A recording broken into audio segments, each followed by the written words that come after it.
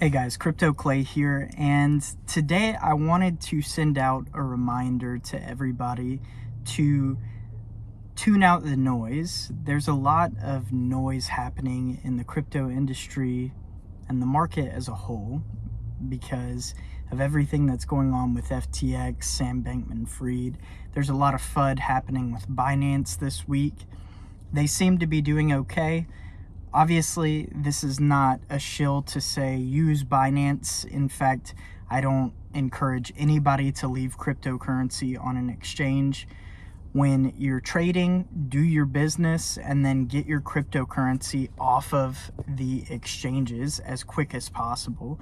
That's my method to trading crypto, and I highly encourage everybody else to take that on as well.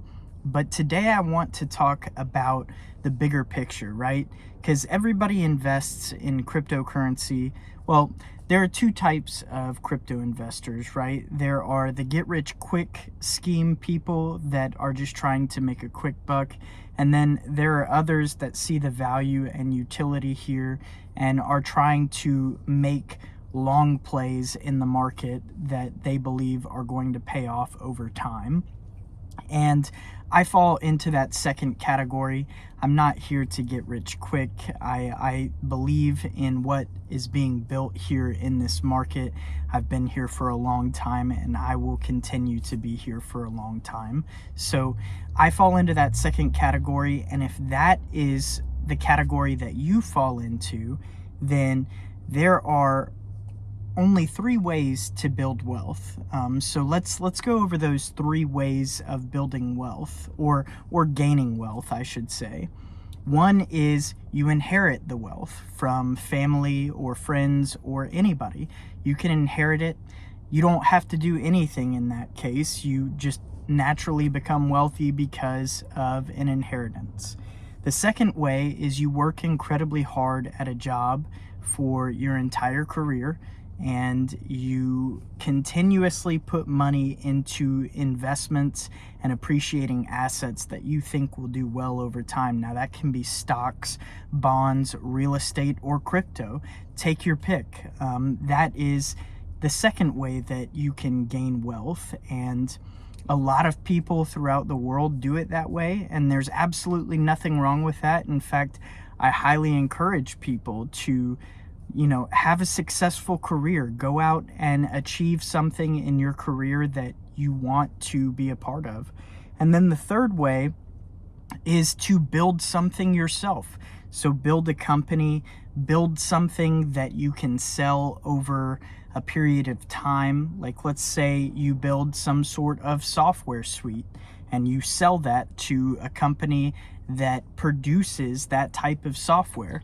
That's how you can become very successful in a short period of time, and you're not betting on a get rich quick scheme.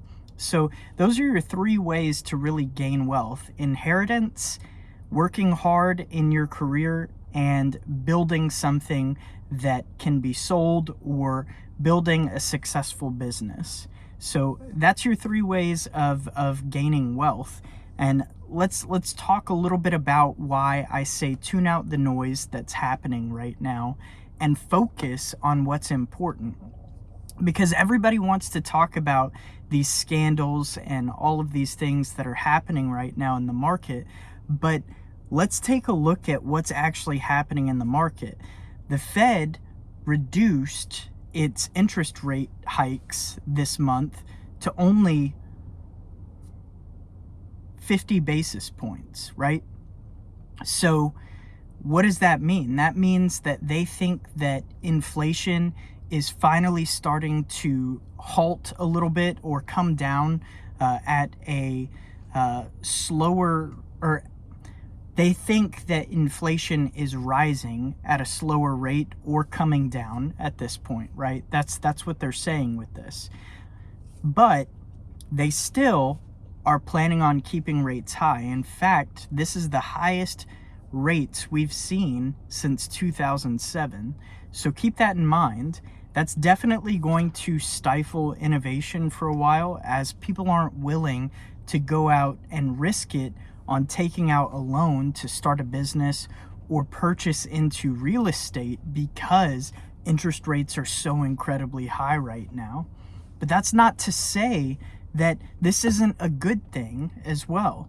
I mean, it's a great thing that inflation seems to be dropping and that the market seems to be taking somewhat of a rebound here. But who's to say in 6 months from now things aren't drastically different? We just don't know that yet. And that's why the Fed is continuing to raise interest rates. However, they're not making them as steep of a rise anymore, is the good news. So this is what we need to be focusing on. We need to be focusing on the macroeconomic picture, what's going on in the global market as a whole. We still have the war in Ukraine going on. We still have all of the sanctions with China and Russia going on. So all of these things you have to take a look at. You can't just look at one specific thing. Drown out the noise, see what's going on in the market, and figure out if it's a good time for you to be investing. If you're dollar cost averaging, then you don't have to worry about any of this, because dollar cost averaging is the safest bet when placing any type of trade. If you're dollar cost averaging, then you're going to average your way into a lower price than everybody else because of the way that you're formulating your investments. You can try and time the bottom. That is always an option that's available, but who knows when the bottom might be? I mean, the bottom might have already come in at, what was it, 15,000 for Bitcoin, and now today we saw over 18 grand on a single Bitcoin.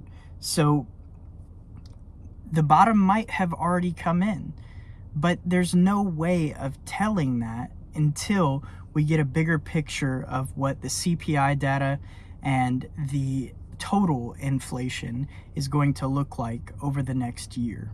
So that's what I wanted to impart on you guys. I wanted to share some of my thoughts on what's going on in the market right now. I know that Bitcoin is up today based on the data that we've seen in the market this week. A lot of investors are pouring their money into the market. I don't quite know if it's time for that yet, but who knows? Maybe it is. Keep your eyes peeled and tune out all of the noise, guys. Crypto Clay out.